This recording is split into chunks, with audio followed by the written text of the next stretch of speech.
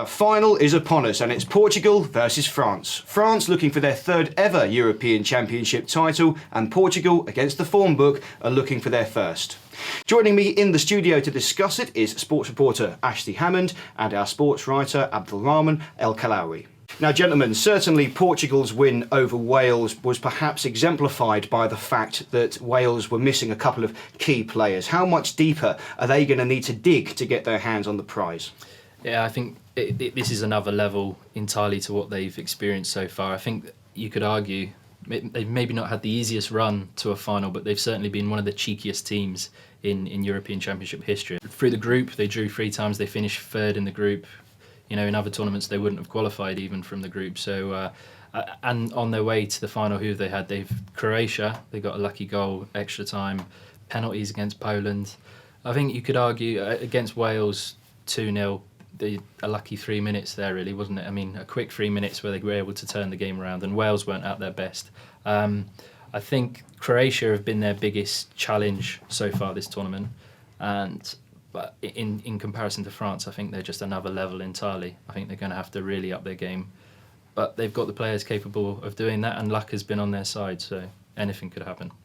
I agree with Hammond fully, and to add on his points and what he said, I believe Portugal, what they did in the Wales game, compared to any other game they played in the tournament, they had good linkage between their midfield and their attack, and if they can do that again in the France game, that definitely will be a great thing to do. And they need also Cristiano Ronaldo to be at his focus and at his very best. And by that, I mean he has to commit to the position the coach puts him in, because when he moves a lot, while he gets to snatch a goal or two in this movement, it may be dangerous for his team's defense, because considering that France are experts at counterattacks, so that may lead to a goal or two if he continues to play this way. But do you think Portugal are relying too much on Cristiano Ronaldo? I mean, you know, one-man teams can never win an entire tournament. That's a lot of pressure, and what if he gets injured? Surely they've got to have a game plan.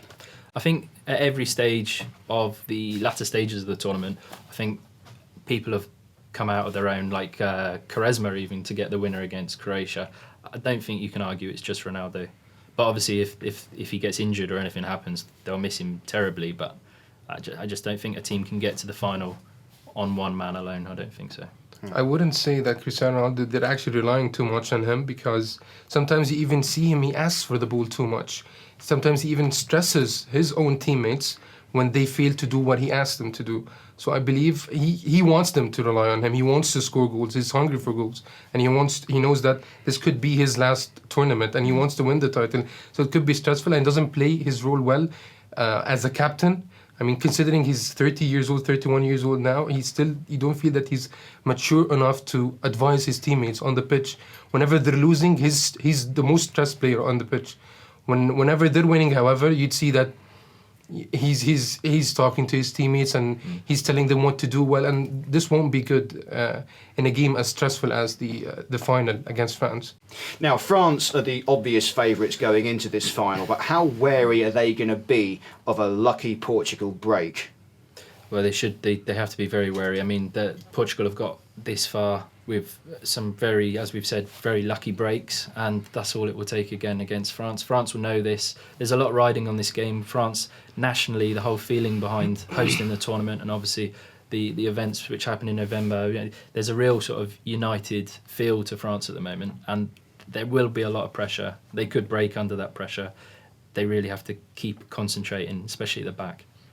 I mean, we had a lot of comments on France's defense before the Germany game, and surprisingly enough, they played really well, and they were able to keep the score to a 2-0 when after they scored and they got back. However, because they're a counter-attack team, France they attack too much. Their backs, Evra and Sanya, they fail to return fast whenever they lose the ball. So this could be really dangerous, and they need to keep this. Out of Portugal's hands, because Portugal have Nani and Cristiano Ronaldo, and those strikers, they can make the difference.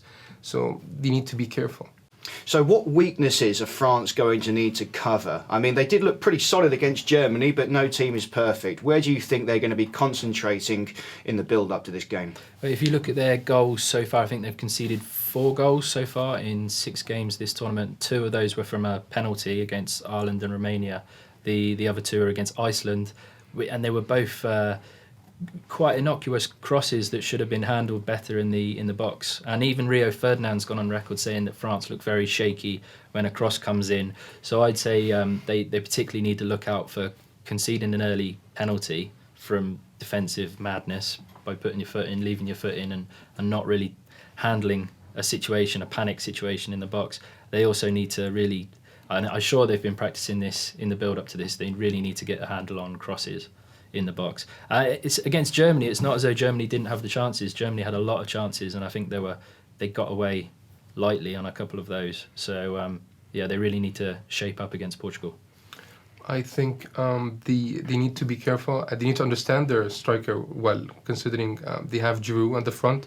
Sometimes they give him a ball for him to run on, and this doesn't work well with Giroud. It may work with Griezmann, but definitely not with Giroud. So they need to understand the mentality of their own striker, so they can be accurate and they can snatch a goal when they attack. And they also need to give Pogba the freedom he deserves. In the 2 games before, when they played Germany and Iceland, Pogba had more of a defensive role, which doesn't work quite with him. He's more effective at the front. So they need to give him that, because he will give them the difference. And he may even score goals because he shoots from far, we all know that. And it may help them if they can snatch an early goal. Okay, guys, so to protect your credibility, I'm not going to put you on the spot and ask you who you think is going to win tonight. It is 50-50. I'm more interested to know, can this match be won in 90 minutes? I think my credibility's gone already over the course of the tournament. I put my house on France to win, I think. And will it be won in 90 minutes? Yeah, I think so. 2-0 France. I think from Portugal's perspective, they wouldn't be looking for a third extra time. So I think that Portugal will keep the idea of playing extra time on the table if in case France are dominating the game. But I wouldn't say that France would be looking for an extra time. So if they play with that mentality, Portugal play with that mentality, they would be in danger, because France would be looking to finish the game in the 90 minutes. So thank you very much, gentlemen.